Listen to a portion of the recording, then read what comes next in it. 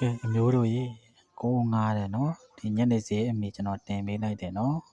ခဏန်းကိုရှယ်ပတ်သေး3ရက်မကြိုရှယ်ပတ်သေး5ဆိုရင်ဒီညနေစီအမေဆိုပြီးကျွန်တော်တင်ပေးလိုက်တယ်နော်အားလုံးရကြလားမှန်းခဲ့ကြအောင်နော်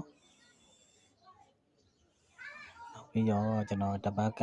တ်စာကတ်မှာပဲပေါ့နော်မွေးပရိတ်လေးပရိတ်ပေးထားတဲ့ဟာလိုက်နေအမျိုးတွေလည်းအောင်ပြီနော်အားလုံးပဲ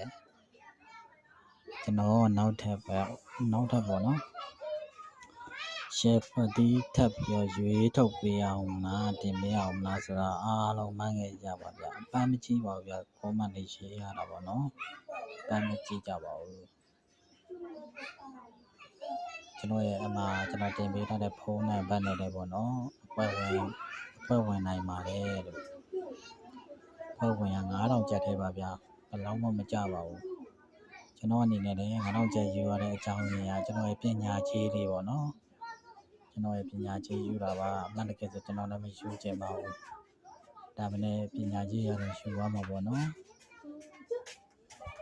ယူမှလည်းတန်ဖိုးထားမှာလေအဲ့ဒါကြောင့်မလို့ပါ